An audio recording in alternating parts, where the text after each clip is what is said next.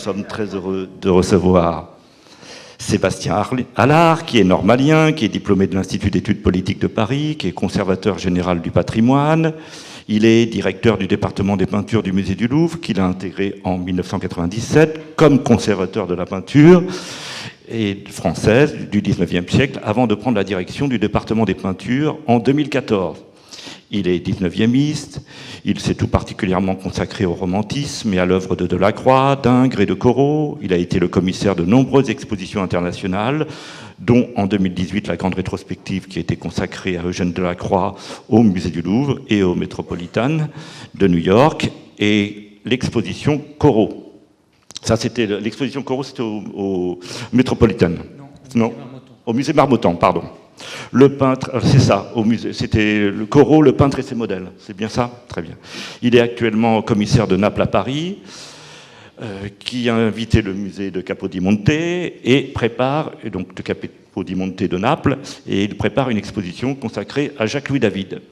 Il travaille aujourd'hui à un ouvrage sur l'enjeu du biographique dans l'œuvre des artistes, et il a encouragé la présence de l'art contemporain et du spectacle vivant au musée du Louvre, en étant en 2010 le commissaire de l'invitation au Louvre de Patrice Chéreau, et a, en 2022, conseillé scientifiquement le spectacle Forêt d'Anne-Theresa de Cassemaker et de Nemo Fleuret. Voilà, donc ce soir, on a décidé de diviser la soirée en trois parties. Pendant une demi-heure, Sébastien va faire une présentation. Je le questionnerai pendant une autre demi-heure. Et la troisième demi-heure, eh bien, ce sera vous qui prendrez la parole.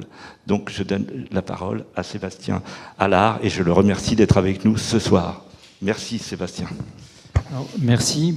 Le titre donc de mon intervention est « Pourquoi un conservateur ne doit ou ne peut même pas être conservateur ». Donc il m'a semblé que pour inaugurer la collaboration entre le musée du Louvre et l'ENSBA, il était intéressant d'offrir à la réflexion notamment de jeunes créateurs ce que je pense être, au bout d'un certain nombre d'années, le rôle du conservateur, afin de développer une meilleure connaissance visuelle, mais aussi de proposer et d'essayer de proposer des éléments de réponse à la question, double question, qu'est-ce que l'activité artistique peut aujourd'hui avoir à faire ou avoir encore à faire avec la conservation, et qu'est-ce que la conservation peut avoir à faire avec la création, de façon à sortir, si vous voulez, de l'opposition stérile entre création contemporaine et patrimoine, qui est souvent réglé de façon assez superficielle et qui même, à certains moments, a structuré même les politiques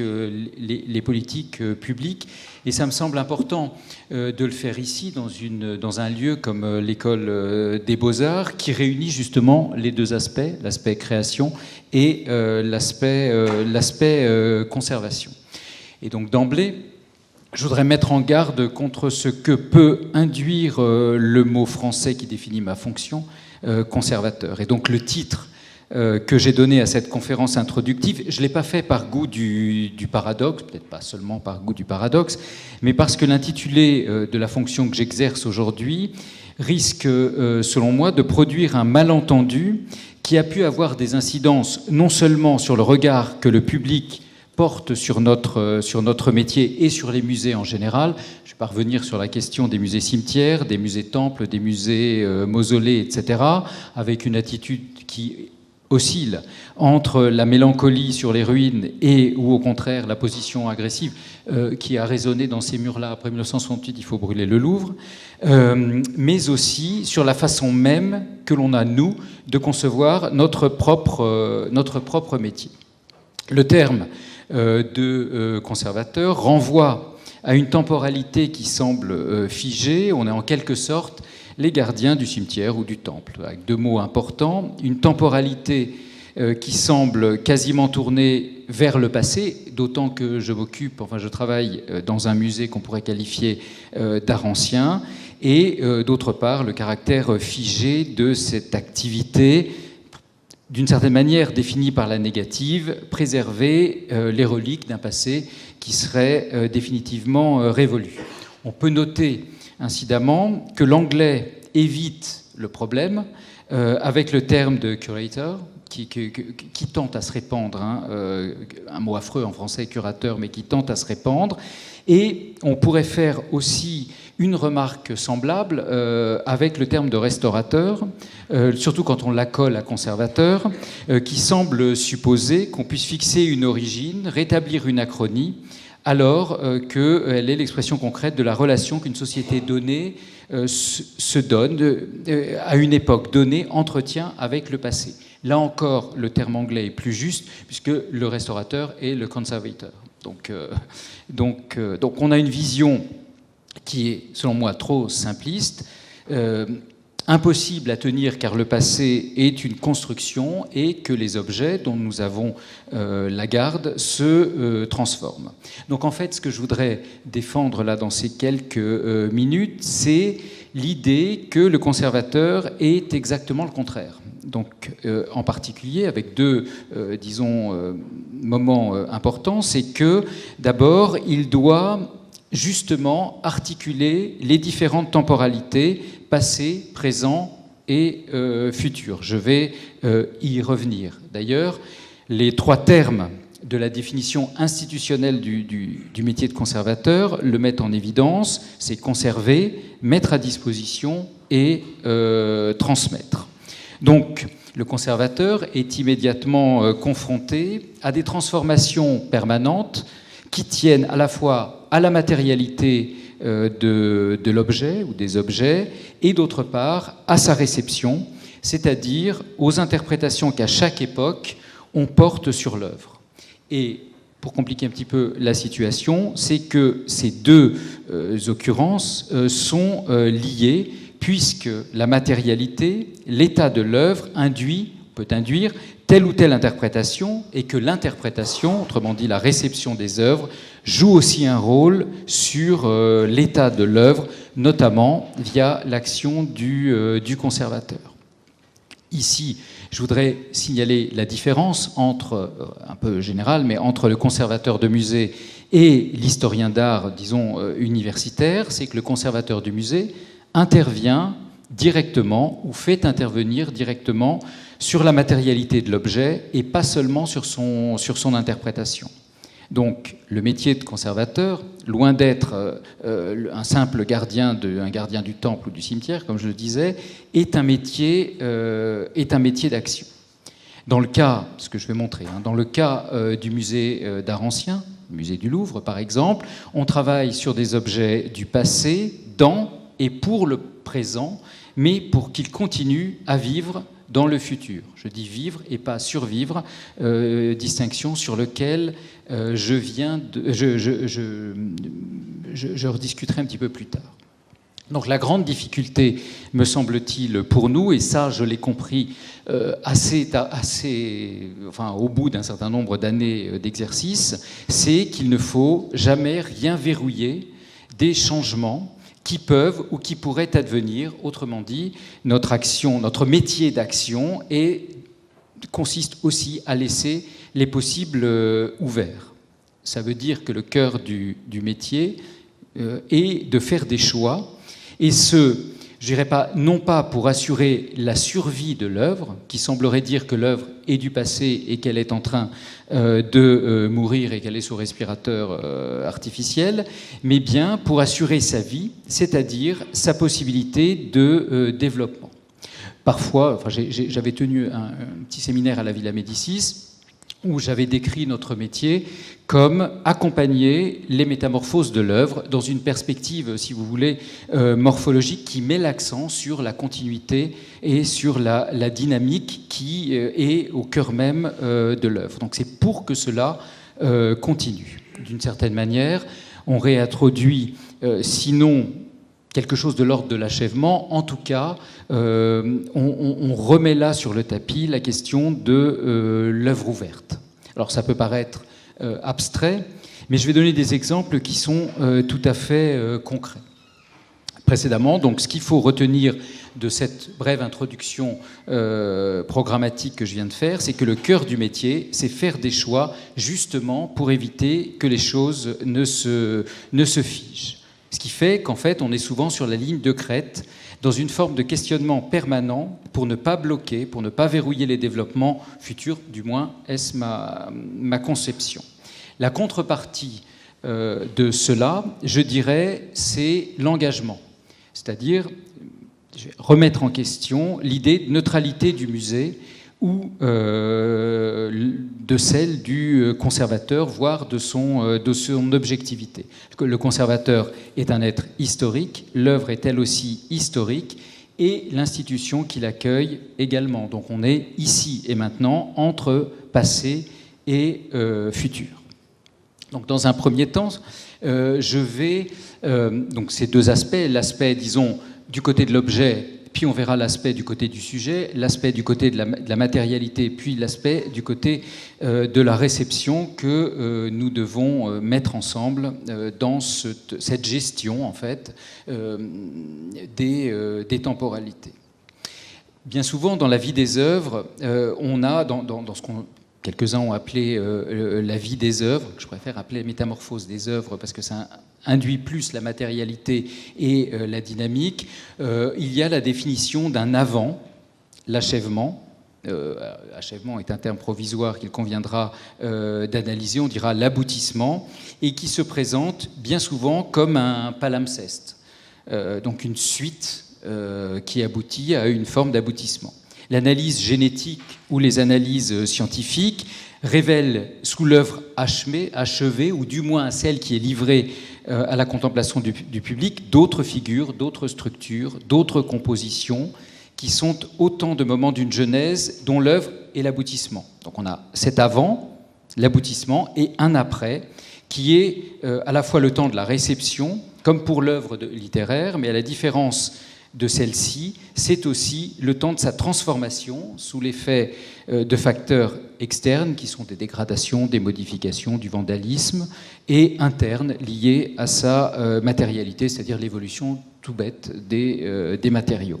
Donc si l'analyse littéraire dont on s'est inspiré peut aisément repérer un terme de l'édition, c'est pas du tout le cas de l'œuvre d'art matériel, du fait des transformations que le temps lui fait subir, engendrant jusqu'à sa destruction parfois des modifications de sa forme et en conséquence de sa réception. Donc qu'est-ce qu'on fait avec tout cela quand on est conservateur, sachant que dans l'œuvre, que les différents moments dans l'œuvre même, que les différents moments de la genèse, de la réception et de la transformation sont intriqués et doivent être combinés pour parvenir à la meilleure compréhension de cette œuvre à un moment donné. Je vais donner deux exemples très concrets. Là, je vais être très matter of fact, vous voulez très, très, très matériel. Premièrement, ce tableau de Rosso, pour montrer aussi la différence entre l'œuvre et l'image. La Pietà de Rosso a eu une évolution, disons, matérielle qui finit par faire apparaître devant l'œuvre achevée les traces de sa gestation. C'est-à-dire que dans cette œuvre, il y a 3 compositions et par un phénomène de transparence accrue, les compositions, la première composition de la Pietà apparaît. Alors, bon, là, c'est l'œuvre une fois qu'elle a été restaurée, apparaît quasiment devant ou en même temps que l'œuvre achevée ou aboutie. Donc on voit bien, on a fait une restauration où on a transigé, c'est-à-dire qu'on a assuré ce qu'on appelle les passages, c'est-à-dire de ne pas trahir l'image définitive de l'œuvre aboutie, tout en laissant vaguement percevoir la genèse de cette œuvre. Donc on voit bien avec cet exemple que la définition de ce qu'est l'œuvre n'est pas stable, ni des moments de son existence ou de son évolution. Et un autre exemple qui est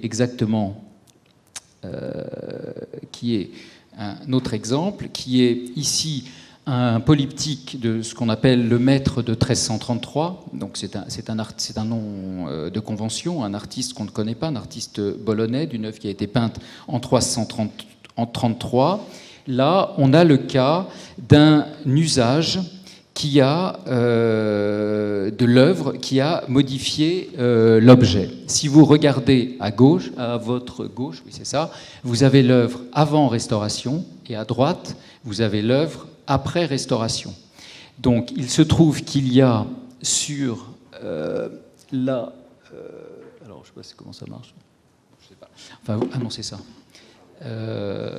Non, alors c'est pas grave. C'est un polyptyque qui a subi un certain nombre de types d'outrages, plusieurs autres, mais en tout cas deux choses importantes, de types de dégradation. D'une part, les traces des bougies qui étaient posées devant l'œuvre elle-même, et vous les voyez au-dessus de la figure, au pied du Christ à gauche. Et d'autre part, les figures des méchants avaient été griffées, comme il était traditionnel de le faire au Moyen-Âge. La restauration, les restaurations antérieures, une restauration des années 50, avait masqué ces choses qui étaient vécues comme des dégradations. La restauration récente les a rendu visible, et là on voit bien aussi qu'on a une interrogation sur ce qu'est l'œuvre, c'est-à-dire est-ce qu'on garde la valeur d'usage, est-ce qu'on privilégie l'image ou est-ce qu'on privilégie l'œuvre comme objet. C'est le type de questionnement qu'on se pose, et on voit bien que la position qui a été prise dans les années 50 n'est pas la même que la position plus archéologique ou plus attentive à la vie matérielle de l'objet qui a été prise il y a une petite dizaine d'années. Donc la chose, vous voyez bien, est relativement... on est toujours sur ces terrains un petit peu flottants. Une autre problématique, c'est l'Antonello de Syracuse, et là, qui a été restauré. Il est présenté comme ça au musée de Antonello da Messina, qui est cet artiste extrêmement important, l'un des premiers à utiliser la peinture à l'huile en Italie. Le tableau est exposé comme cela au musée de Syracuse, donc dans une position radicale, une vision archéologique qui a éliminé tout ce qui n'était pas, entre guillemets, original. Donc on a ici donc cette position radicale qui n'est plus nécessairement ce qu'on ferait aujourd'hui. Ce qu'on peut dire, c'est qu'on ne peut pas y toucher parce que ça apparaît comme là aussi dans cette superposition des strates, comme une restauration qui est elle-même devenue historique. Donc y toucher serait considéré presque comme un crime de lèse-majesté. Peut-être qu'un jour on finira par y toucher, mais voilà, pour restituer de façon plus ou moins illusionniste les parties manquantes et rendre une certaine lisibilité, c'est l'inverse du maître de 1333, à l'image, parce que cette position radicale, d'une certaine manière, éloigne de nous l'objet et le fige dans un état qui est celui qui est presque les restes, là pour le coup, les ruines d'une histoire matérielle. Mais ce qu'on a voulu mettre en valeur ici, c'est en quelque sorte l'authenticité entendue comme valeur primordiale. Donc on voit qu'ici on a une tension maximale entre la matérialité de l'œuvre et l'image, rendue difficilement supportable aujourd'hui dans un monde justement où de façon globale on privilégie la lisibilité, les images, etc., etc.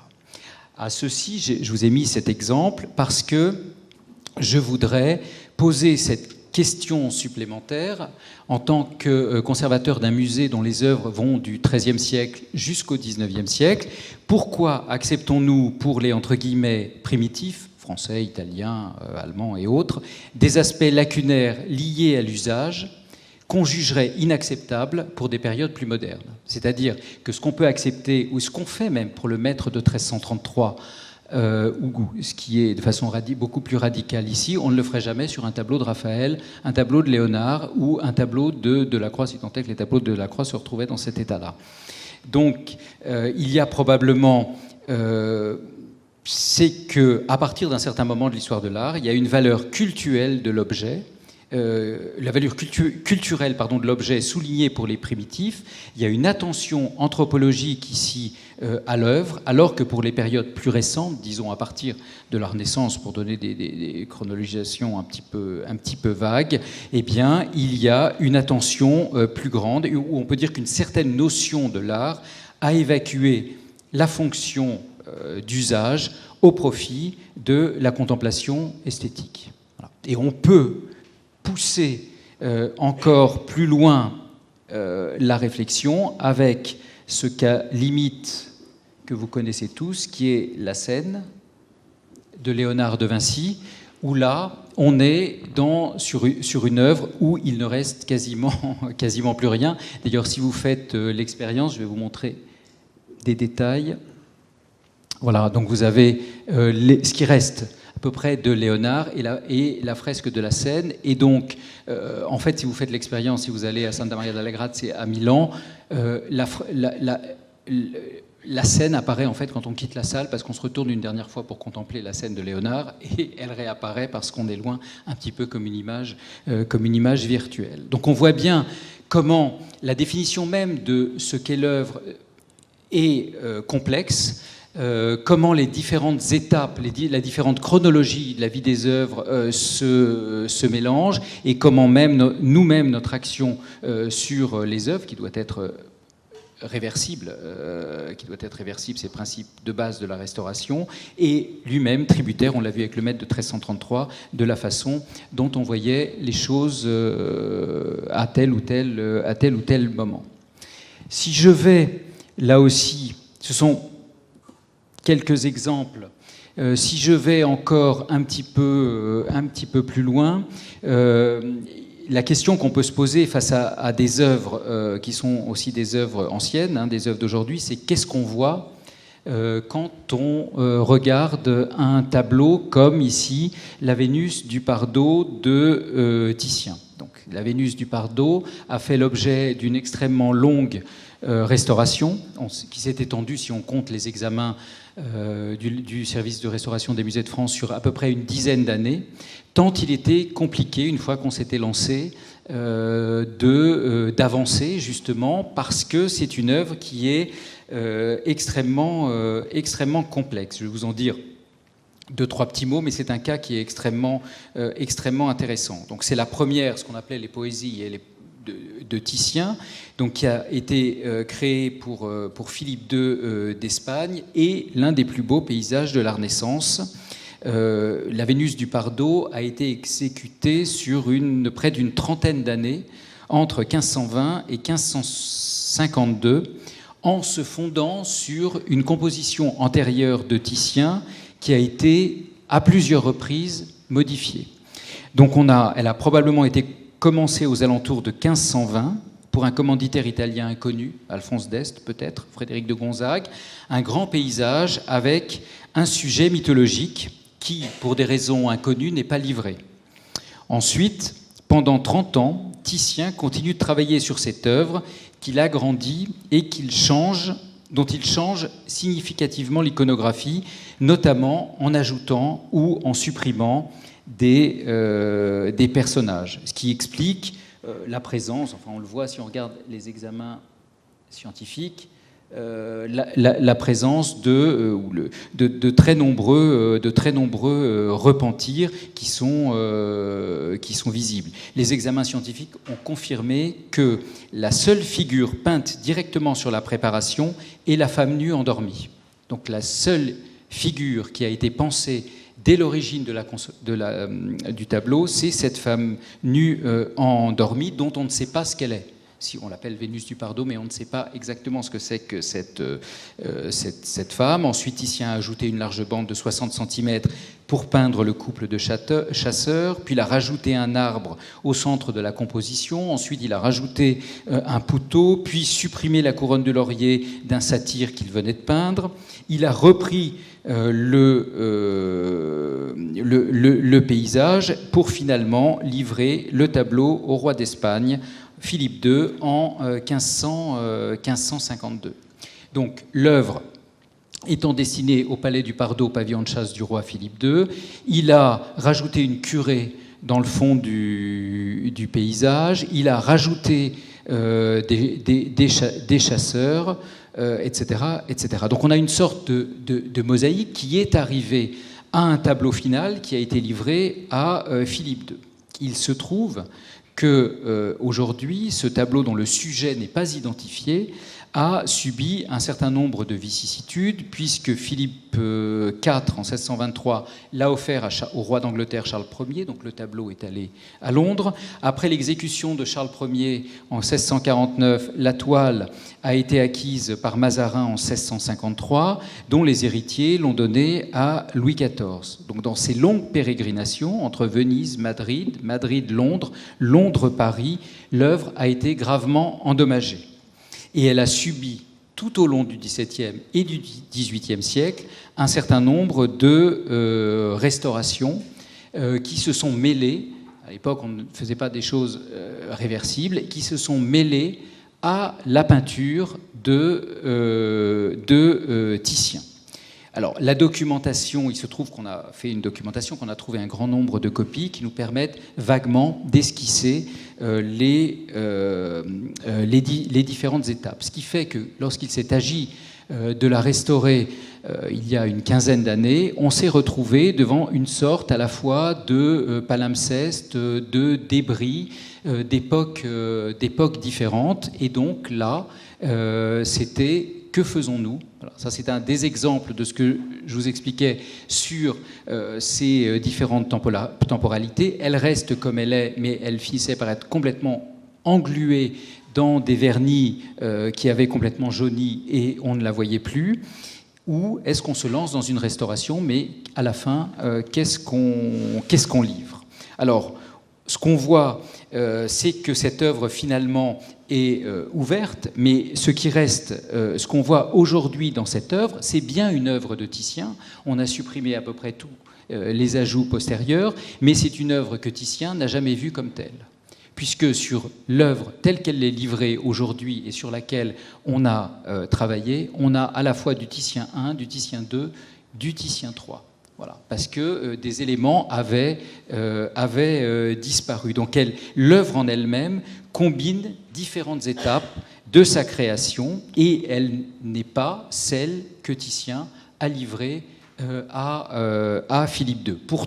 Pour autant, ça reste une œuvre de Titien, au moins dans sa facture, et elle continue de vivre par sa force propre. Je vous montre le tableau restauré, par sa force propre. Donc les interprétations, effectivement, qu'on a pu porter sur cette œuvre, notamment sur sa signification qui nous échappe toujours, ça veut dire qu'aussi on a restauré, on a dû intervenir sur une œuvre figurative avec un sujet dont on ignorait le réel sujet. On ne sait pas ce que ça représente. Et en même temps, donc, il fallait travailler avec ces différentes strates sur une œuvre dont on ne sait pas exactement à quoi elle fait allusion pour livrer à la fin cette poésie et cette Vénus dans un paysage qui reste malgré tout quelque chose de Titien. Alors, pour terminer sur cette question de matérialité, mais qui vous permet de voir un petit peu la complication, le choc des temporalités, l'incertitude sur ce qu'est l'œuvre dans sa matérialité et la façon dont on peut agir, ou on doit parfois agir sur elle, ces exemples me semblent assez éclairants. Et cette question de la matérialité a une acuité, me semble-t-il, particulière pour nous aujourd'hui, parce que pour nous, il s'agit, pour employer un vocabulaire un peu moderne, d'intensifier l'expérience du visiteur à un moment justement où se pose la question, s'ajoute une autre problématique à notre travail, où se pose la question de savoir si on a encore besoin de venir voir les œuvres en vrai, à l'heure où les progrès de l'image sont tels que l'effet de réel peut être saisissant et que le virtuel promet parfois une meilleure visibilité. Meilleur, je veux dire, plus confortable, plus personnalisé, dans une espèce d'hyper-disponibilité, pour reprendre le vocabulaire d'Hartmut Rosa. Quand cette virtuelle ne permet pas d'accéder, quand il ne permet pas d'accéder au mystère de la création, entre guillemets, avec la production d'images qui renvoie à ce qu'il y a sous l'œuvre sous ses différentes strates, par exemple avec les réflectographies. Ce qui fait que la question de la présence réelle de l'œuvre, avec cette connotation religieuse qui semble nous renvoyer à un culte de l'art dépassé, non plus le musée comme cimetière, mais comme temple ou comme usine à touristes. Donc, au-delà, donc là, il y a toute cette réflexion sur cette question des temporalités et aussi de la tension entre l'œuvre et l'image. Et une partie de notre travail est d'intensifier cette expérience du spectateur pour lui faire comprendre que c'est seulement avec l'œuvre réelle, en présence de cette œuvre réelle, qu'il aura l'expérience véritablement de l'œuvre. Là encore, d'ailleurs, pour montrer qu'on est toujours dans des mouvements, dans des tensions, dans des polarités, il y a probablement une influence de l'image sur l'œuvre, et notre action, plus ou moins consciemment, est probablement en partie conditionnée par ce mouvement de retour de l'image sur l'œuvre.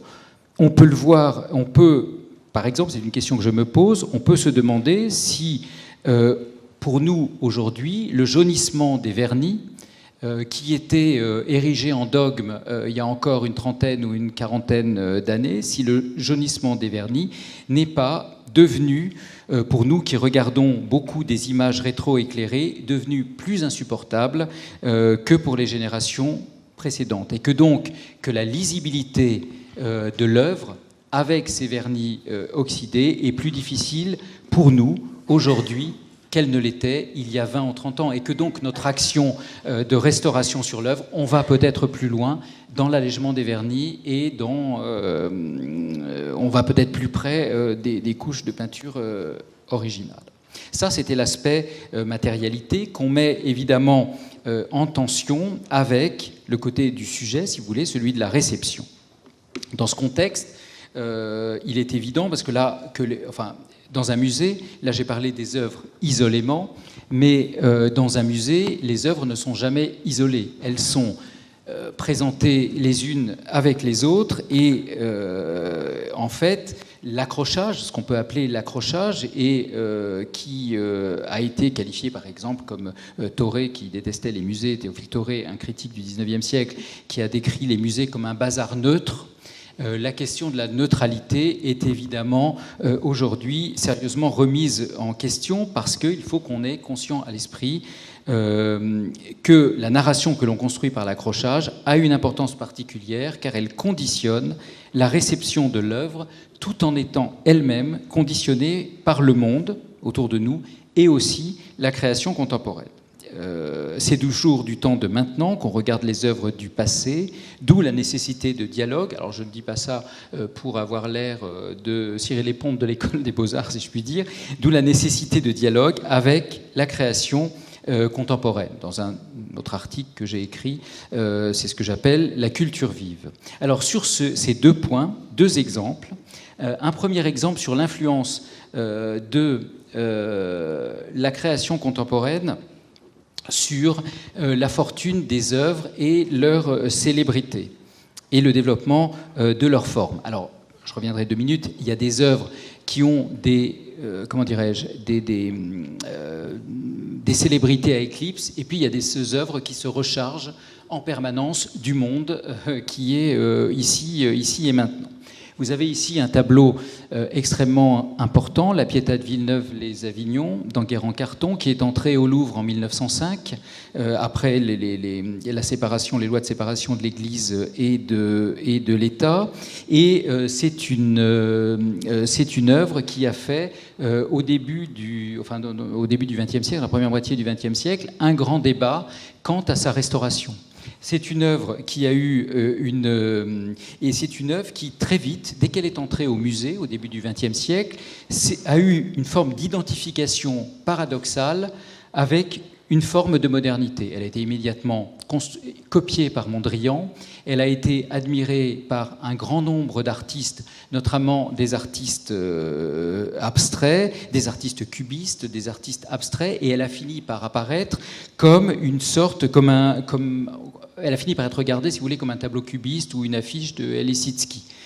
Donc, quand il s'est agi, donc il y a eu une sorte de correspondance qui s'est immédiatement établie en raison, on le voit bien, de la géométrie de sa composition, aussi de cette absence, quasi-absence d'éléments descriptifs, narratifs. On est très loin là d'un Van Eyck, hein, on est dans une sorte de pureté, iconographique, et aussi par ce coloris étouffé dans des tons de brun et d'or, mais qui ne se met pas, en avant.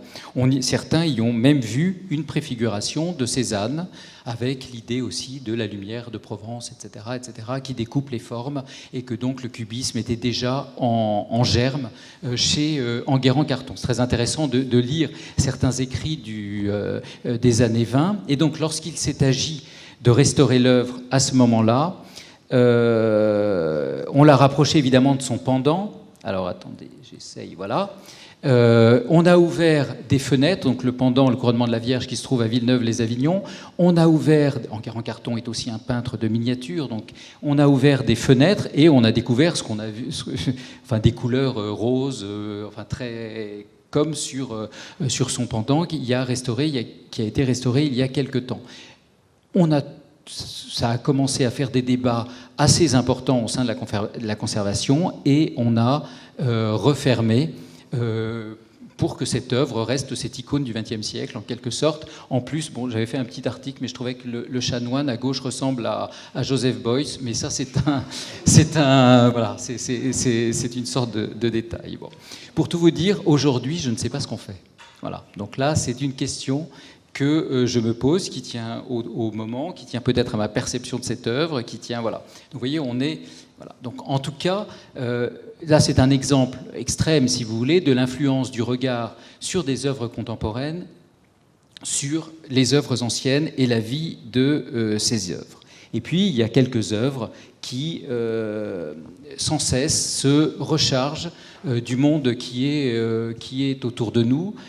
C'est, par exemple, le radeau de la Méduse. J'évoquais tout à l'heure dans un atelier l'invitation qu'on avait faite à Toni Morrison au Louvre il y a quelques années, et on lui avait demandé d'organiser des événements autour d'un certain nombre d'œuvres qu'elle devait choisir. Elle a évidemment choisi le radeau de la Méduse. C'est arrivé au moment de ce qu'on a appelé à l'époque la crise des banlieues. Une soirée slam avait été organisée devant le radeau de la Méduse, donc avec une autre forme d'expression artistique et expression artistique contemporaine, et dans une forme de critique politique, sociale.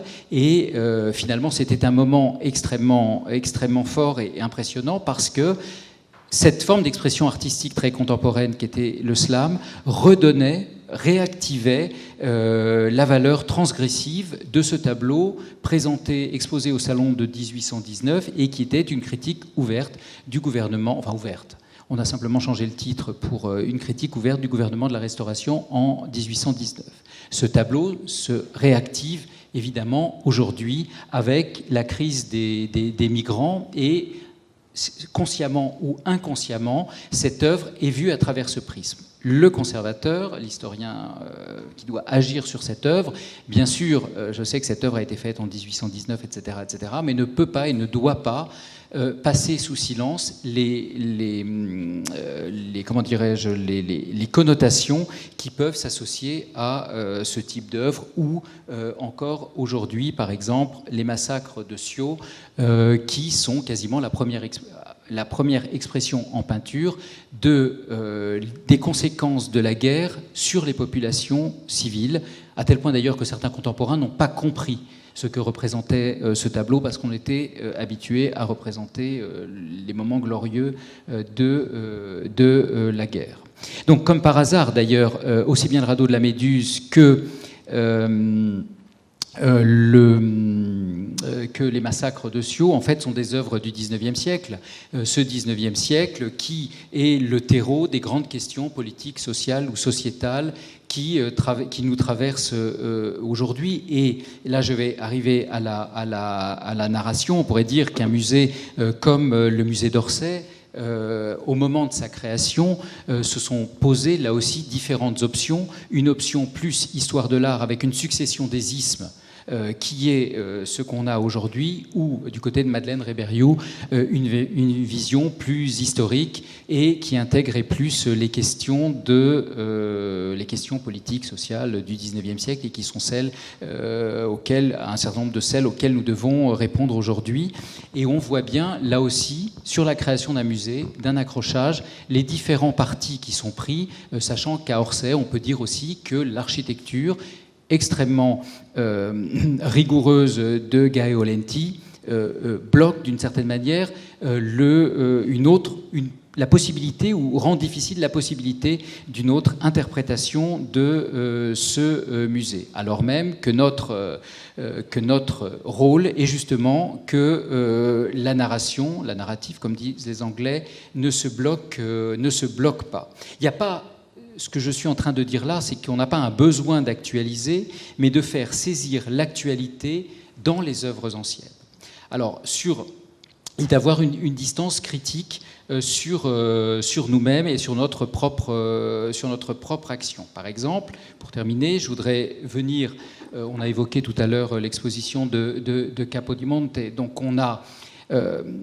au Louvre, on a organisé cette exposition de Capodimonte en mêlant des œuvres du musée italien, napolitain, avec les œuvres du Louvre. L'objectif qu'on a voulu avec cette présentation, enfin, en tout cas j'ai voulu que j'avais présenté à la présidente Laurence Descartes à l'époque, c'était de se dire, mais finalement, la façon aujourd'hui dont au Louvre on présente l'art italien n'est-elle pas biaisée ? En fait, on se rendait compte, effectivement...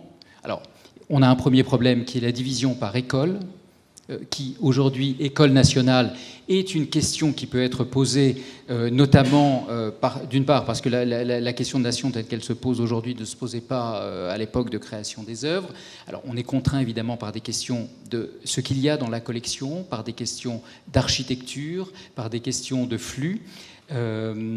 Mais, par exemple, après la Seconde Guerre mondiale, l'analyse qui a été faite des présentations des collections au Louvre ont été tributaires de la catastrophe de la Seconde Guerre mondiale et des nationalismes qui y avaient été conduits.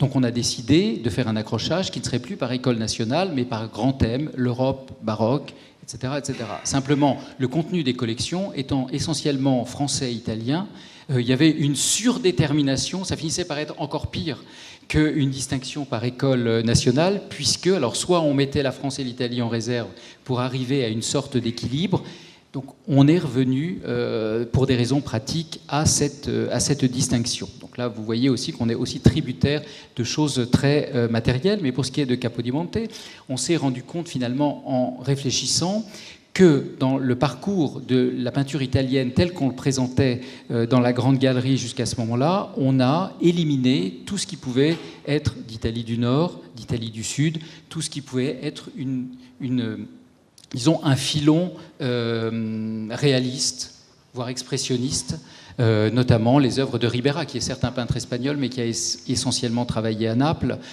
qui est tout à fait contemporain et qui à Naples travaillait en même temps que Guido Reni ou que des grands artistes bolonais.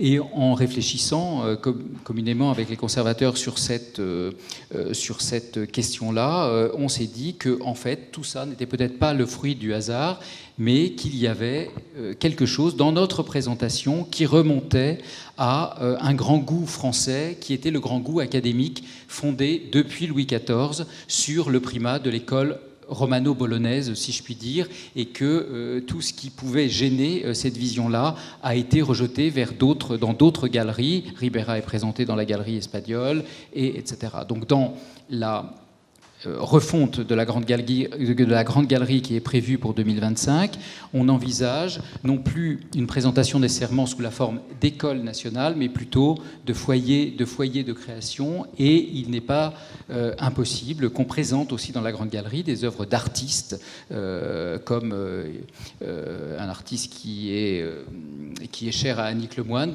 possible que Valentin descende dans la Grande Galerie, Valentin de Boulogne, ou Ribera.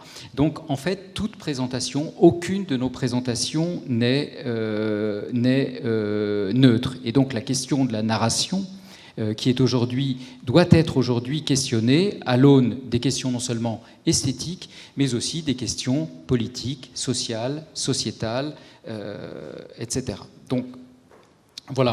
Donc, ce que je voulais, par cette brève introduction, j'espère, j'ai un petit peu débordé, par cette brève introduction un peu dans tous les sens, d'un côté, pas trop, mais quand même, du côté de la matérialité et du côté de sa réception, ce que je voulais surtout que vous reteniez, c'est que le métier de conservateur, est un métier qui est dans son temps, ici et maintenant, que c'est un métier où on doit faire des choix tout le temps, et que ces choix doivent être guidés par une pensée, en fait, simultanée des différentes chronologies, et qu'on a parfois le sentiment d'être sur la corde raide pour justement ne pas bloquer des développements futurs, des évolutions futures de l'œuvre d'art, des développements futurs en termes aussi de narration, et que donc c'est un métier, je dirais, c'est un métier d'action et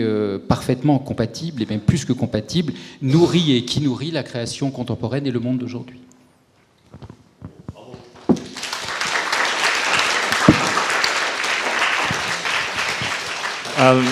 Merci beaucoup Sébastien, c'était vraiment passionnant.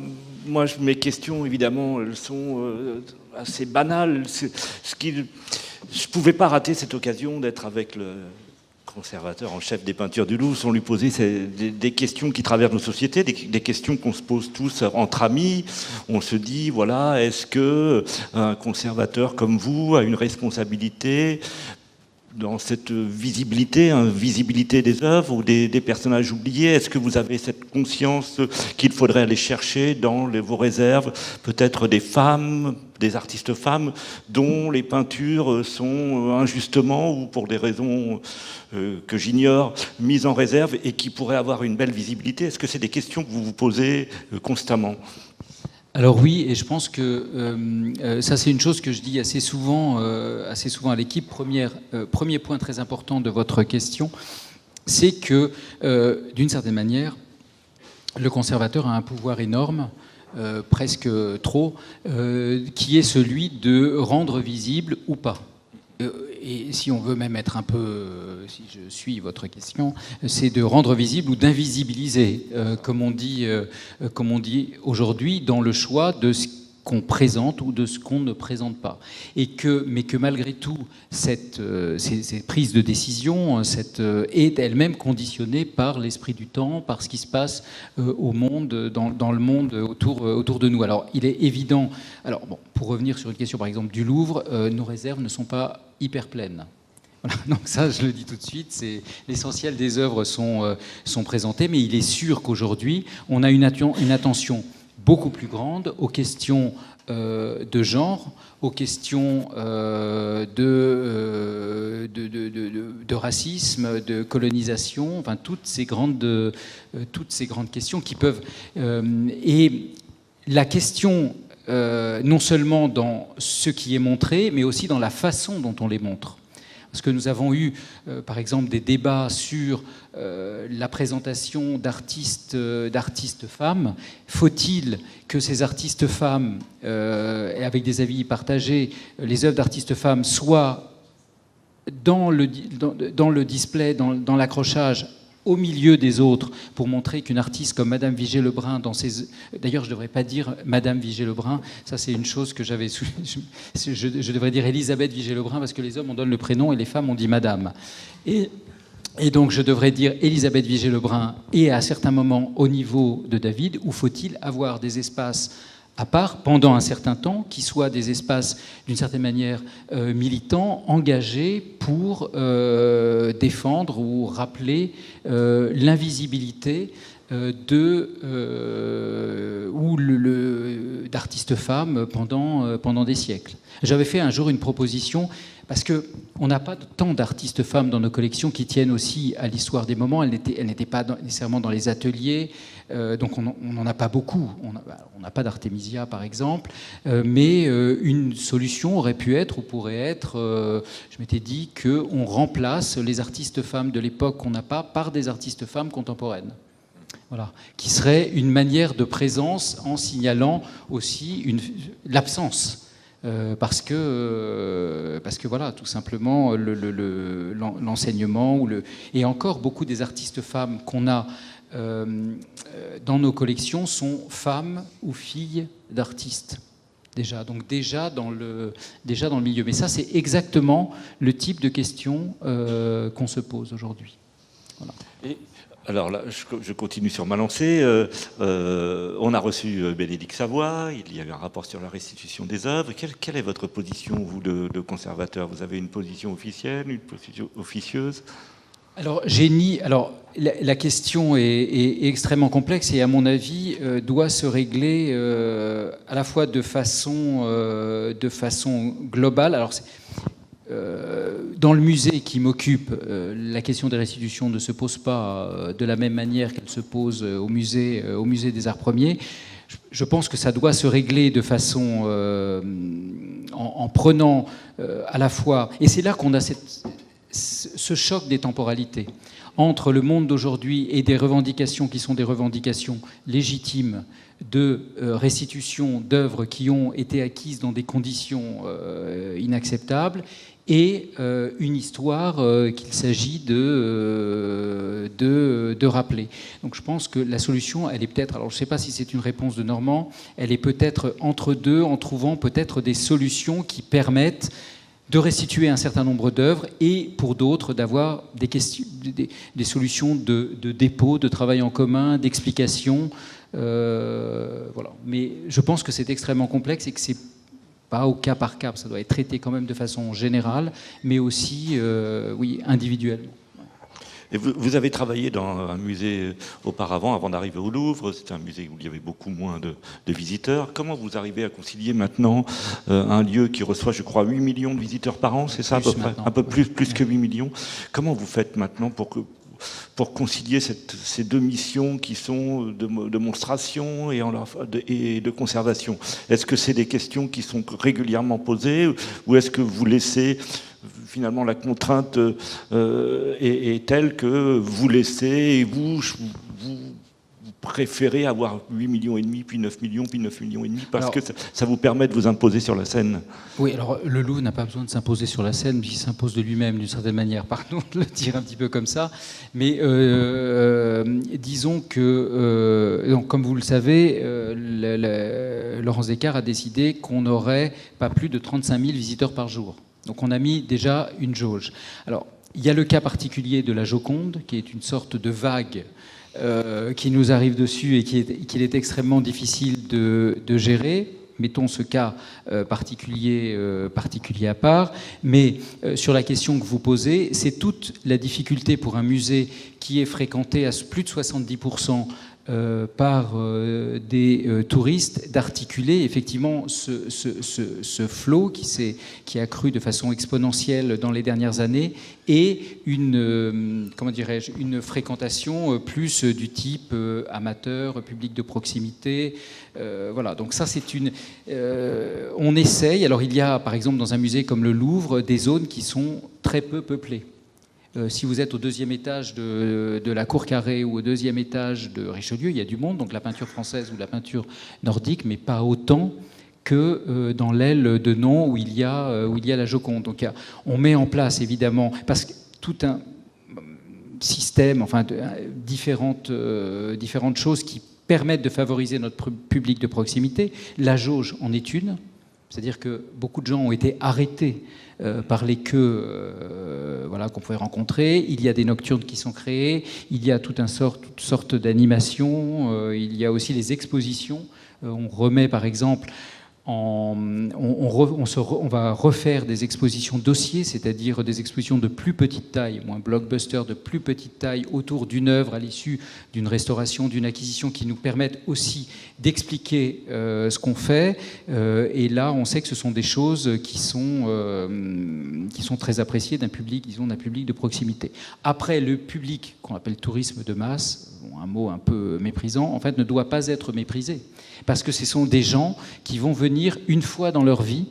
Voilà. La question, c'est comment, face à certains flux, réussir à opérer la rencontre avec l'œuvre d'art. Voilà. Alors parfois on n'y arrive pas, sur 40% peut-être qu'on n'y arrive pas, mais sur 50, 60, je ne sais pas, ça va pouvoir se produire. Et c'est là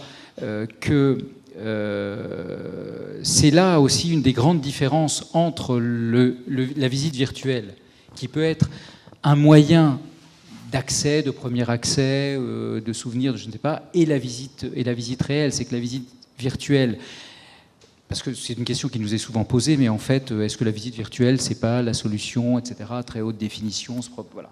Le problème, c'est que dans la visite virtuelle, c'est plus confortable, vous êtes chez vous, voilà. Mais dans la visite virtuelle, la notion de hasard, de rencontre, en réalité, n'existe pas, puisque tout est formaté. Et ce qu'on espère, ce qu'on souhaite qu'il se produise au musée, c'est ce choc, cette rencontre, cet inattendu, et la mémoire qui va vous en rester. Parce que si vous essayez de vous souvenir d'une visite virtuelle, vous allez avoir beaucoup de difficultés. Parce que l'enjeu sur la mémoire n'est pas du tout le même. Une visite réelle, vous allez vous en souvenir, que ce soit de façon positive ou même un peu négative, en disant il y a trop de monde, j'ai eu chaud, etc., etc. La Joconde est moche. Enfin bon, tout ce qu'on peut entendre. Voilà, mais c'est une des grandes gageures. Voilà. Oui, là, donc ce sont des lieux qui ont une très grande visibilité, on vient de le dire, donc ça a des conséquences. Ça veut dire qu'il y a des activistes qui ont décidé de s'en prendre aux œuvres d'art, dans les œuvres d'art des institutions. On sait que c'est pas nouveau, il y a eu des exemples historiques, mais la fréquence est de plus en plus rapide. Que pensez-vous des actions des militants de la désobéissance civile qui pointent le réchauffement climatique en utilisant le musée comme terrain de contestation ? Alors, disons, le fond comment dirais-je, les revendications qui sont portées sont justes. Là, je ne peux pas, en tant que conservateur de musée, amateur d'art, etc., accepter, disons, la réalité de l'action, qui est une action certes violente, et c'est destiné effectivement à frapper les esprits, mais qui est une atteinte à l'intégrité de ces œuvres qui sont des créations, et d'une certaine manière complètement innocentes, je dirais, si on doit employer par rapport aux revendications qui sont portées, et dont, je le répète, le fond peut être tout à fait juste. Voilà. Donc, et une dernière chose. Après, c'est aussi pour ça que... donc on voit bien d'ailleurs, avec cet exemple précis, que le musée, même d'art ancien, entre dans une contemporanéité. Il n'est pas... Parce que si on choisit le musée, c'est aussi...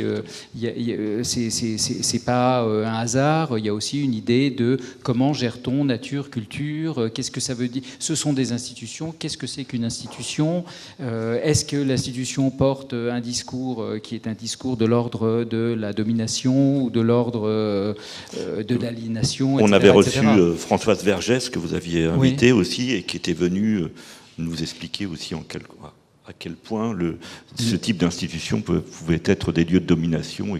Mais c'est pour ça qu'il faut qu'on soit sensible, ce que je disais, c'est pour ça qu'il faut qu'on soit sensible à ce genre de questions, et qu'on les prenne en compte, qu'on les explique, qu'on les montre par des expositions, par des cartels, par tous les moyens, disons, de médiation et autres, par aussi l'expression d'autres personnes qui ne sont pas nécessairement des conservateurs, des historiens d'art, qui peuvent être des artistes, avec d'autres moyens d'expression. Il faut qu'on les prenne en compte. Et une dernière question avant de passer la parole au public.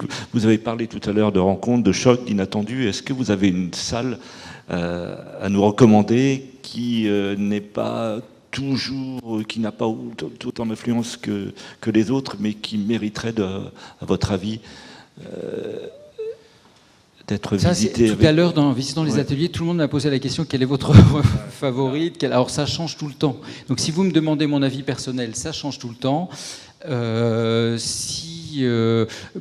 Si vous voulez être tranquille, relativement tranquille, vous montez au 2e étage de la cour carrée du côté des peintures françaises ou du côté des peintures nordiques. Et voilà, mais dans la grande galerie ou du côté de la peinture italienne, il y a des choses qui sont absolument bouleversantes. Ce que je disais aussi tout à l'heure, c'est que je trouve que, par exemple, une des plus belles œuvres du Louvre, c'est l'Antiope de Corrège.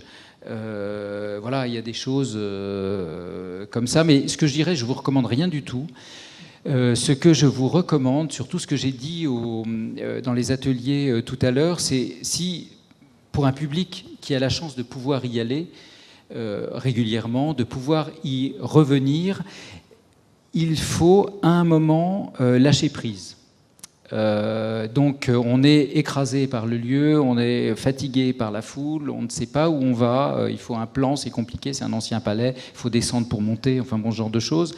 Mais il y a un moment, si on lâche prise, ça c'est si on a la chance de pouvoir y aller assez souvent, alors la rencontre, il y a des rencontres tout à fait inattendues qui peuvent se faire. Parce que je pense, pour revenir à vos questions précédentes et à votre question précédente sur la question de l'activisme, des grandes questions contemporaines, etc., le musée doit être avant tout, ou en grande partie en tout cas, un lieu d'expression libre, bien sûr dans le respect de la vie en commun et de l'intégrité des œuvres, un lieu d'expression libre et sûrement et surtout de formation du jugement.